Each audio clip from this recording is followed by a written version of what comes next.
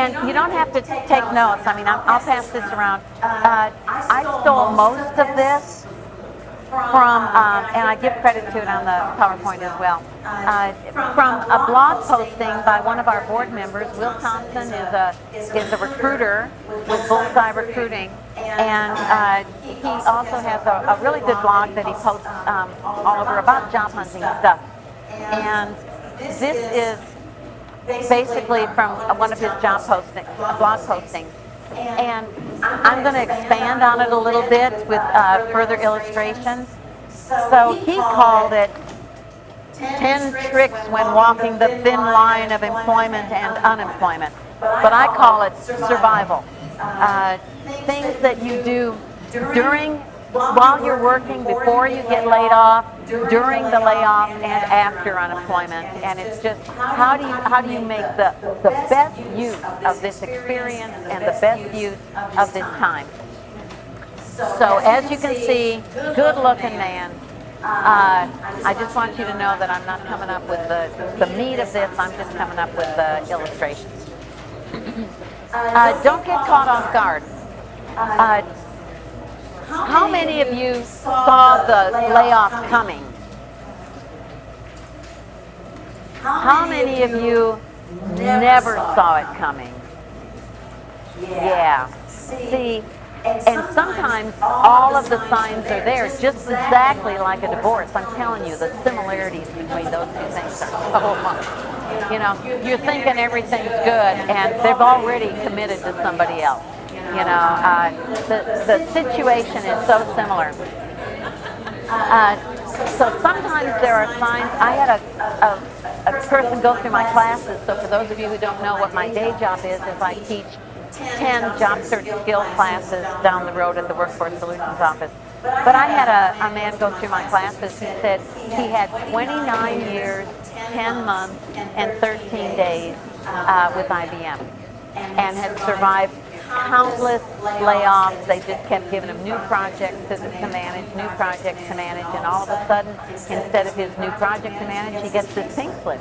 And it's like, what is this? You got to be kidding.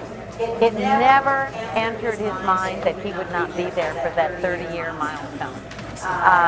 Never saw it coming, and it was such a huge shock that the whole, I can't believe it, the whole denial piece lingered with him for a very, very long time. Pay attention to the company performance. Be watching if it's a public company, be watching the stock. Pay attention to what's going on in the industry. You lose a contract, layoffs will follow. Competitor moves into town, chances are layoffs will follow. Keep in mind, just kind of keep abreast of what's going on. Don't tunnel vision yourself. Yes, sir. You had a CEO tell you what? If you think, so he said a CEO told him that if you think you hear footsteps, you're right. You're right. They're coming for you, and to be prepared. So you always want to be not paranoid, but prepared. So you know, don't look at it as something scary, but it's. You should always be thinking there is a possibility based on when you consider the vicissitudes of the economy. I need to be prepared to move on quickly. These days, since we don't have the extensions on unemployment, and even unemployment is difficult to live on when you've been making a really good salary. But you've got 6 months of unemployment, and that will be gone in a heartbeat. So you don't have the luxury of mourning. You don't have the luxury, really, of taking 2 months off to go decide where you want to go next. You really have to have a plan in mind. What is your career plan? Where do you want to see yourself within the next 10 years or whatever? And if you lose your current job, do you already have a number of other similar companies or another just some ideas of a pipeline that will get you there? So you always have to be prepared. And one of the signs sometimes that a company is not doing well and might be having layoffs is do they quit investing in training? Very often when a company is in trouble, the first people to be laid off are the HR companies, the HR staff. They keep the ones that deal with severance, and laying you off, and those folks. But they get rid of the people that do the new hire stuff. They quit training you. They can't afford it, and they're not going to invest that in you because you're going to be gone. So there are those kinds of signs. Do they quit? Doing building improvements? Do they quit? Keeping up with just with the way the place looks and with advertising? Where are they spending their money? And it could be that at that point you need to kind of be expanding your network. Put your feelers out. Stay connected with people in your industry.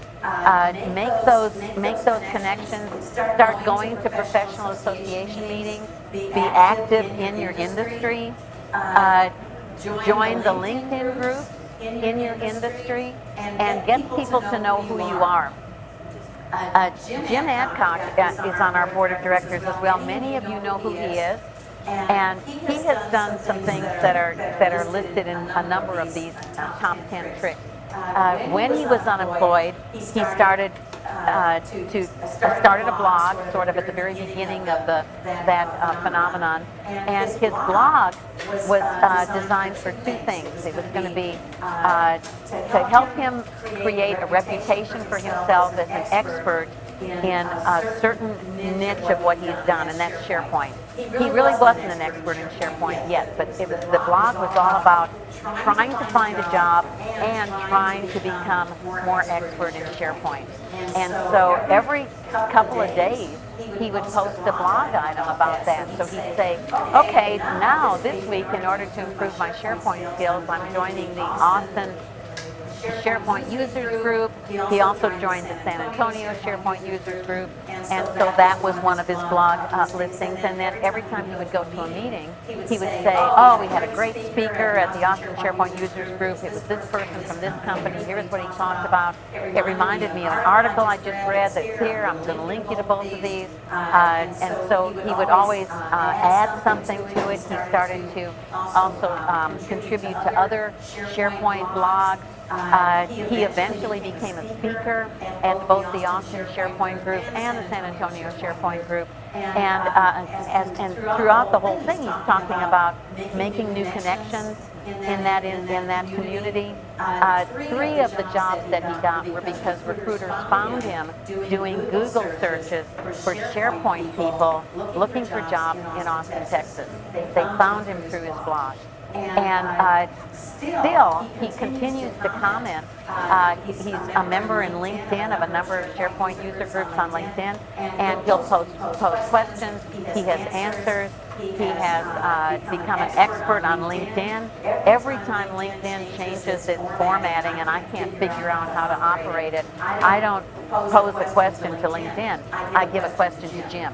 And he said he answers those kinds of questions for lots of people who now view him also as an expert on LinkedIn. And so the more questions you pose in your LinkedIn group and the more questions you answer, the more you are creating a reputation for yourself within your industry as an expert. So you always want to be doing that as well. Build a savings account. How many of you wish you had done that? And they used to tell you that you should always save 3 months of income. You should always have that to go. But these days, unemployment very often lasts longer than 3 months. And so maybe having a year's worth of savings is a better idea. A year's worth of money that you can access without penalty, or a year's worth of money that you can access pretty easily. Anyway, unemployment invariably lasts longer than you expect it to. Optimize your LinkedIn profile always. Look at the profiles of people who are considered an expert, and you will find Frank Scamato is one that I just posted that up there because I thought that was just his headliner. Frank was a member of Launchpad, and he came to the social media class that I teach. He also heard Gary O'Neill speak a number of times. Gary O'Neill is sort of an expert on LinkedIn. And he did everything Gary told him to do. He did everything I told him to do. I'm sure he consulted other sources as well. He rewrote his LinkedIn profile, and the second thing that he did, and three things. He rewrote his profile. He added a big specialties list or a keyword list in the summary area. He put a number of job titles in his headliner that defined what it is that he does. He's got 5 different job titles up there and a phone number so that recruiters can contact him easily. And then if you look him up, you'll see that he's got a very detailed listing in his summary of all the different work that he's done in the semiconductor industry. And the last piece is specialties, where he's just listed a number of keywords. And the other thing that he did is he began to connect through LinkedIn with as many recruiters as he possibly could. And we put this up on the board a couple weeks ago. You just go into the advanced search. You put in, maybe you start with local recruiters. So you put in recruiters, Austin, some Austin zip code. And most recruiters, if you send them a unique invitation, they will accept it. Try not to send them that standard invitation. So you pull up a recruiter, click on their name, and go into their profile, and then under their name where it says connect, try to invite them to join, and just say, I understand that you do recruiting in the Austin area. I'm looking for my next opportunity. I'm a very experienced this. And they'll probably connect with you. And so that will help you. And then he connected with technical recruiters. He put in recruiters, keyword semiconductor. He ended up getting contacted almost immediately by a recruiter that got him his current Colorado job. And he said he continues to be contacted by lots of recruiters since he made those changes to his LinkedIn profile. If you're not sure how to improve your profile, go on YouTube and ask for that. You can post that question on LinkedIn, and you'll get lots of people that will help you. And you can look at the handbook for Launchpad Job Club. We've got an area in there about how to improve your profile. There's lots and lots of places that you can do that. Join job search related or industry related groups. How many of you are connected to a group that has something in LinkedIn, a LinkedIn group that has something to do with your career field? That's pretty good, but not everybody. So I encourage you, you're going to go into LinkedIn, do an advanced search for groups, and put in your career, put in all sorts of different things for that. If you want to put in technical recruiters, if you want to put in training, if you want to put in fact, our teachers, join an educators group, but join a trainers group, join the Austin Society of ASTD, the Austin Society of Talent Development. They just changed the name. They just changed the name, but you don't have to be a member of that professional association in order to join that group. But join as many of those job-related groups as you possibly can, so that you will be able to interact with them, connect with them, get them to assist you when you want to join the companies where they work. Leave your comfort zone and network. I want to tell you about Tom Kane. Some of you know Tom Kane because he was a longtime member of Launchpad. He's currently also on our board of directors. He's a programmer and test engineer, and moved here from another state. Very smart guy. The two things that he said kept him going during his long period of unemployment, not really knowing many people in Austin, was Toastmasters. He was one of the charter members of the Launchpad Job Club Toastmaster group and Launchpad itself. And he said he met so many nice people, he felt more comfortable, he learned some things about job hunting, and after a long period of unemployment, he landed a job with IBM, project managing a technical group that lived in India. More money than he'd ever made in his life, and he absolutely hated it. He would come to every board meeting complaining and complaining and complaining about how much he hated this job. People in India wouldn't mind him. They wouldn't pay attention to what he said, and he just found it very difficult to manage them. He'd be getting up at 2 in the morning to do conference calls. He made suggestions to his manager about how they could improve things. He was constantly ignored. He just felt totally isolated and abandoned and miserable. And finally, after beating his head against that stone wall, he quit and went off and had fun for a while, came back and went to a networking mixer that was being thrown by a startup company, an expanding company, HomeAway, one of the best companies to work for in Austin. Sometimes you will find by following various companies, the companies where you want to work, follow them. Follow those companies on LinkedIn. Follow those companies on Twitter. Follow those companies on Facebook. And if the company has a blog or a forum, start following their blog, reading their forum, see what's going on. HomeAway announced that they were having a mixer, a networking mixer, and essentially it was for anybody who wanted to come work there. The only place that they advertised that was on their blog. And so Tom showed up, and they liked him, they hired him. He, during his time and he's introverted, he is quiet, he is shy, he does not mingle well, but he reaches out to other technical people and they kind of connect and have good conversations. But while he was looking for a job, he went to lots of those kinds of meetings. And he met somebody that he said he was so impressed with him. I don't know where this guy worked. But he said he was so smart, and he said every time I talked to him I learned something, and I decided I don't care where I go to work or what I do or where I live, I want to stay connected to this guy because he's brilliant. And so I started to work at HomeAway, and every month or so he'd say to this guy, let's get together and have lunch. And the guy said, you know, I think I ought to connect you with these friends of mine. They've got a little startup. The work is kind of mundane, but I think you'd like it. I think it would be a great place for you to work sometime. And they do something really tedious, it seems to me. It's something like real estate insurance. No, he was working at HomeAway when he met these people. It's something like insurance, but it's a software that helps insurance companies do something better, but it's a small company. In fact, Tom was the first employee. You've got the two guys, I think, that started the company. Tom is #1 employee. So if it goes public, Tom will be a big fish. But he quit HomeAway.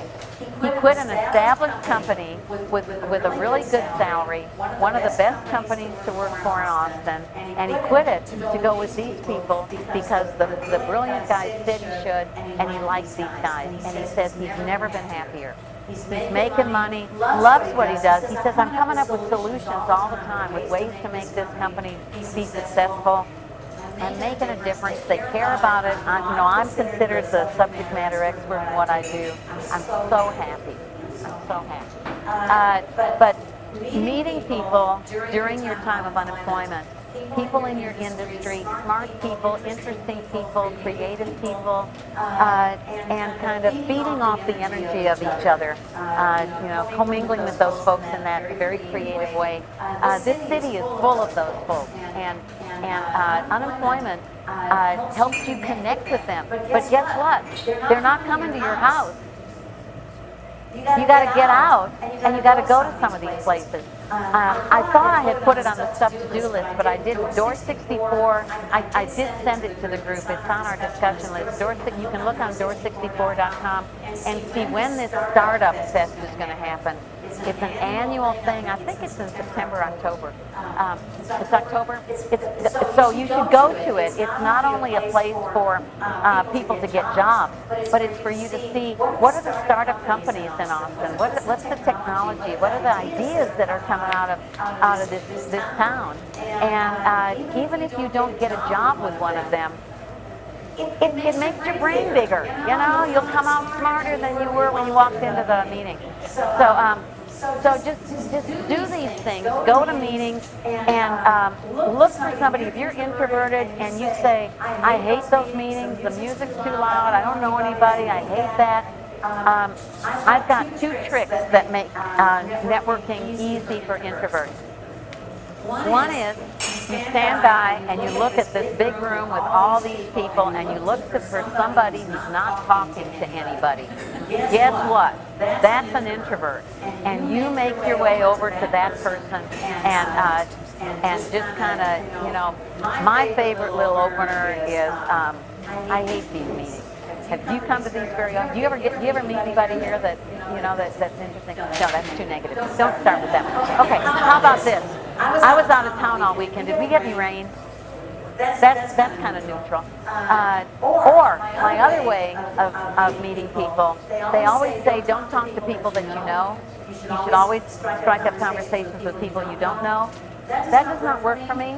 I walk around hoping to find somebody I know. And so I sort of have a purpose, you know, I look as though I'm heading somewhere. And then as soon as I find somebody I know, I latch on to that person and it's like, Joe, hi, I'm so glad I found you, that you're somebody that I know at this meeting. And so then we're talking, and out of the corner of my eye, I see this person that I don't know. And it's like, hey, come talk to us. And so that person didn't have anybody. They were lost. But now I can be the gracious person. I can be the welcomer. I can say, come talk to us. And so this is Joe, I'm Kathy, so tell us about you. And I can do that all day long. Once I'm empowered because I know somebody, then I can bring in other people. And once we've got 4 or 5 people, you know, that's kind of optimum. Then I'll look to see, I'll say, I see somebody else I know over there, so I'm going to leave you all in each other's tender care, and I'm going to look for somebody else that I know. And so now I've networked and I've met some people. But whatever, don't ignore those places. But some of them, their little mixtures are small, and you can meet hiring managers, you can meet CEOs. Marty? Startup Week starts October 9th, so you can find the details on door64.com. You can Google Startup Week Austin, but that's going to be a fun thing for people to just attend and see what comes out of that. Number 7, search the job boards, all that sort of stuff. Obviously, Business Journal, Austin Business Journal, you will see companies that have gotten venture capital. You see companies that are moving to larger quarters. You see companies that are moving here from other states. Don't wait for them to post jobs. Immediately reach out to them and say, I saw your article in the Business Journal. I'm very impressed. You've got a great product. I've got some skills that might be of interest to you. Proactively reach out to them. Make a laminated copy of the article, send it to them and say, I'd like to, I'll call you in a few days, see if I can drop by and chat with you for a few minutes. Whatever, so you can put a face to this letter or something like that. And see if you can create a job before it gets posted. You really want to be proactive about the job hunt and not wait for a job to be posted.